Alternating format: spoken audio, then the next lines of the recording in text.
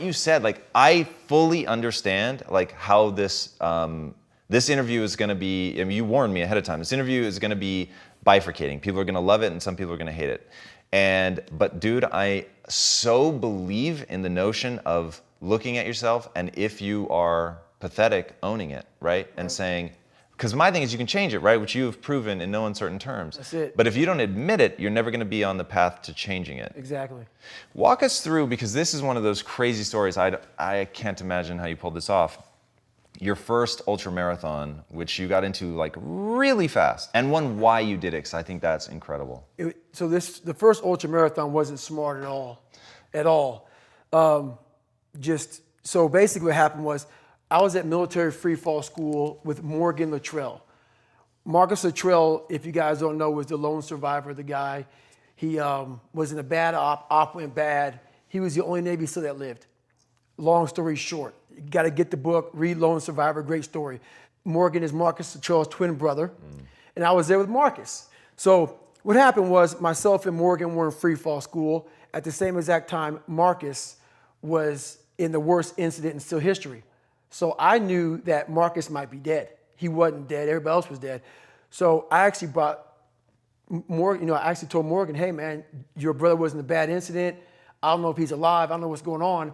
Long story short, Marcus is alive, and I go on to want to raise money for families. All these guys died, they all had kids. I want to raise money for the Special Operations Warrior Foundation. It's a foundation where 100% tuition goes to these kids to go to college, full tuition, whatever. So I found this great foundation. I'm going to raise money for it. So I said, you know what? I have to Google something that's evil, something very hard. I knew nothing about ultra marathons. I hadn't even run a marathon. I knew nothing about this world. So I Googled the top 10 hardest races in the world. And what comes up is a Badwater 135. It's a 135-mile race through Death Valley in the summertime. I thought it was a stage race. I thought it was a race where you run like 20 miles, set up camp, barbecue outside, and then go run some more the next day. So I called the race director up at the race and said, hey, Chris, his name is Chris Kosman, I want to do your race. So we had a long conversation. I was much heavier then, and I hadn't put running shoes on in over a year. How heavy are you at this point? I'm around between 240 to 270. Whoa. I'm in there. I'm in that range. My weight has varied a lot through the SEAL teams and out of the SEAL teams, so I was a heavy guy. But the long and short of it all was I hadn't put running shoes on in over a year. I was a big-time power lifter. I lifted weights heavy. That's what I did. Right. I got back home from Iraq, went straight to free fall school, and then this happened. So I called Chris Kosman up on a Wednesday. He says, look, man, the only way you can qualify for my race is to run 100 miles at one time in 24 hours or less. There happened to be a race that Saturday, so 4 days later. And he said, if you qualify by running 100 miles or less in 24 hours, I will consider you my race. I'm gonna cut to the chase. I signed up for this race. It's called the San Diego One Day, where you run around a 1 mile track for 24 hours to see how many miles you can get. My goal was 100 miles. So I got to mile 70, and I cleared 70 miles in like 12, 13 hours pretty quickly. But I was done. My feet were broken. I was stress fractures, shin splints, muscles were tearing. I was in bad shape. I was eating Ritz crackers and drinking Miloplex. That's all I had. No water, didn't know what the hell I was doing out there. Had on some tube socks. It was just ridiculous. It was a clown show.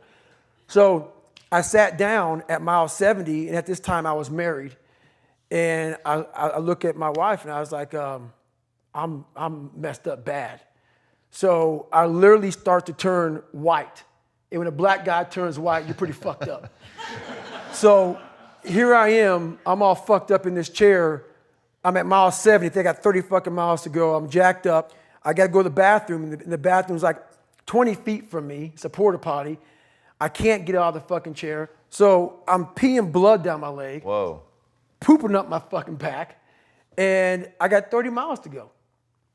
And I can't stand up because my blood pressure's all messed up. I've been in 3 hell weeks, Ranger school, overcome so many obstacles in my life.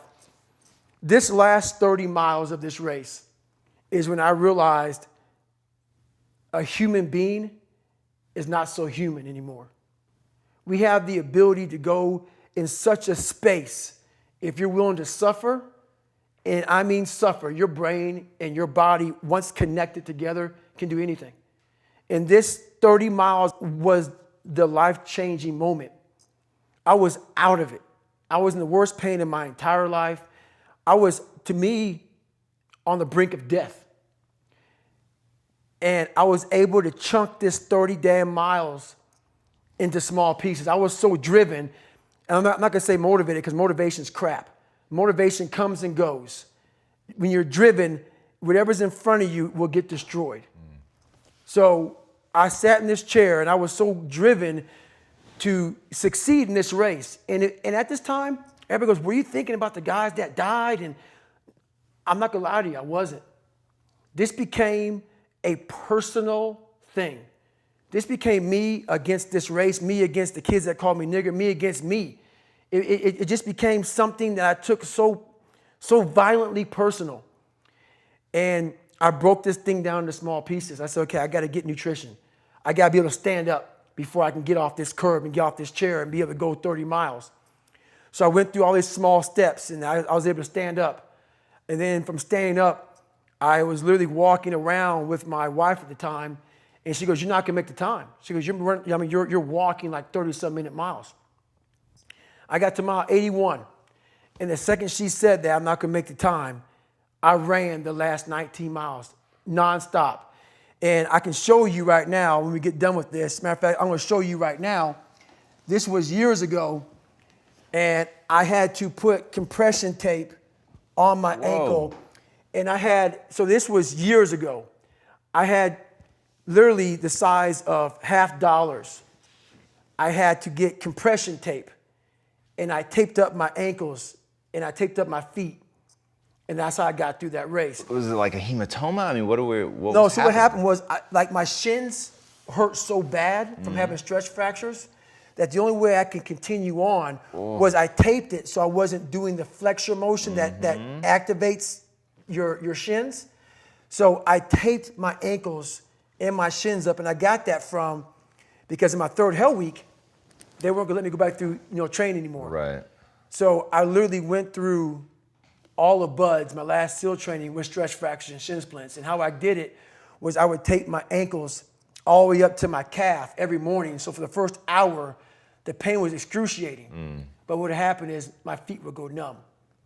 And I did that every single day for 6 months.